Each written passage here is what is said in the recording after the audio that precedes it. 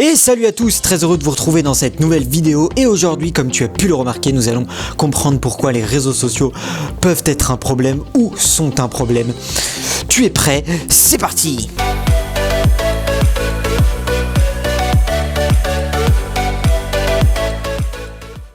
Au cœur aujourd'hui des problématiques des réseaux sociaux se trouve quelque chose en particulier, plutôt un mécanisme qui s'appelle les algorithmes de recommandation.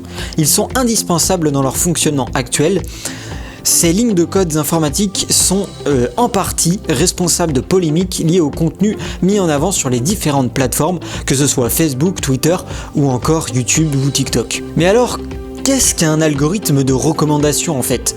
C'est tout simplement une manière de proposer des contenus plus pertinents aux utilisateurs selon des critères définis par les réseaux sociaux eux-mêmes qui les emploient. Ce sont des sortes d'intelligences artificielles en fait définies pour faire apparaître des publications qui suscitent le plus d'engagement en fonction des goûts de l'utilisateur. C'est ce que en fait suppose l'intelligence artificielle. Pour ces plateformes, l'efficacité de l'algorithme de recommandation est déterminante. C'est lui qui incitera les internautes à passer du temps à faire défiler les contenus sur leur smartphone ou leur ordinateur et donc regarder davantage de publicité et passer plus de temps sur la plateforme. Donc au final, ça leur fait gagner de l'argent. Quel est le problème particulier de ces algorithmes? Depuis le lancement de Facebook en 2006, il faut savoir que son algorithme a subi de multiples changements, voire refonte, pour l'adapter au mode de consommation des utilisateurs au fil des ans. Aujourd'hui, il est reproché à l'entreprise Facebook d'avoir misé sur le buzz au détriment des publications et des articles de qualité. Pourtant, de nouveau modifié en 2018, l'algorithme a eu pour vocation de promouvoir davantage de contenu partagé par le cercle d'amis ou proches ou voire la famille.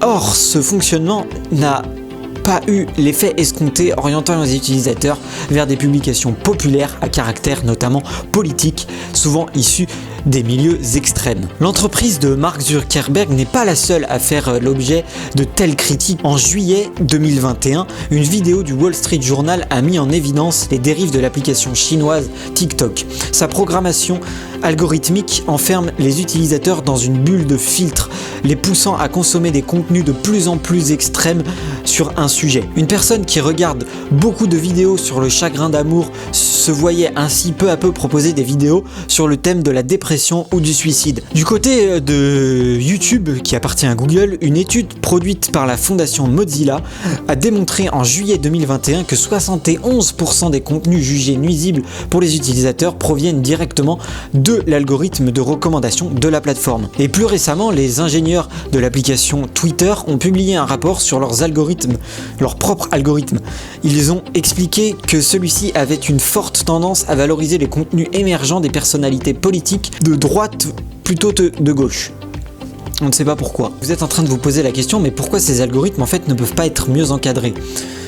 Il faut savoir que chez Twitter, la situation est très étonnante, que les chercheurs à l'origine du rapport dont j'ai parlé plus tôt ont affirmé ne pas connaître les causes réelles de ce fonctionnement.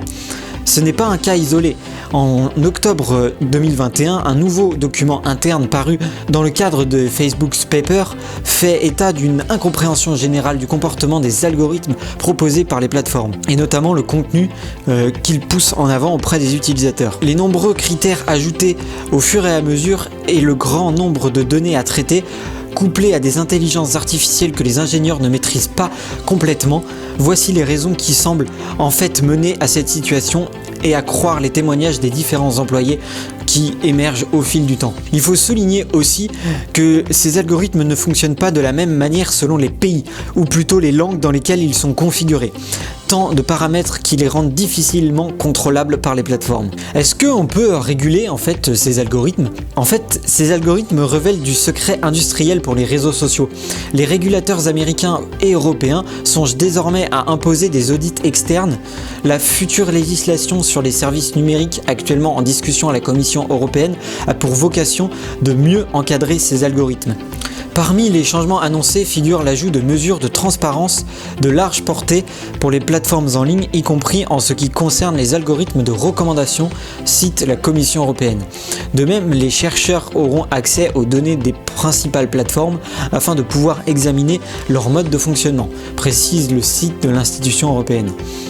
Mais peut-être que cela se fera jamais puisque comme je l'ai dit plus haut, ça relève du secret industriel. Donc pour le moment, ce n'est point gagné. Et pour finir, est-ce qu'on peut vraiment désactiver ces algorithmes de recommandation si on ne veut pas qu'ils impactent notre feed quotidien?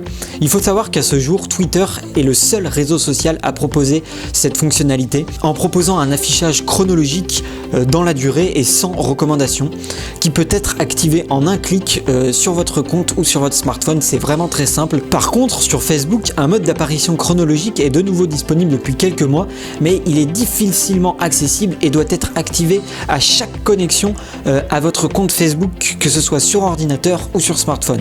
Aujourd'hui, Facebook a très peu envie de communiquer le nombre d'utilisateurs utilisant ce mode d'affichage et on peut les comprendre, ça les dérange un peu puisque ils passent moins de temps sur la plateforme. Voilà, j'espère que cette vidéo vous aura plu. N'hésitez pas à me dire ce que vous en avez pensé dans les commentaires, je sais pas pourquoi je fais ça. D'ici la prochaine vidéo, n'hésite pas à t'abonner, à mettre un gros pouce bleu, ça fait toujours plaisir. Porte-toi bien et surtout, vive la technologie, vive le futur. Enfin bref, d'ici là, porte-toi bien et ciao ciao tout le monde. Wouh!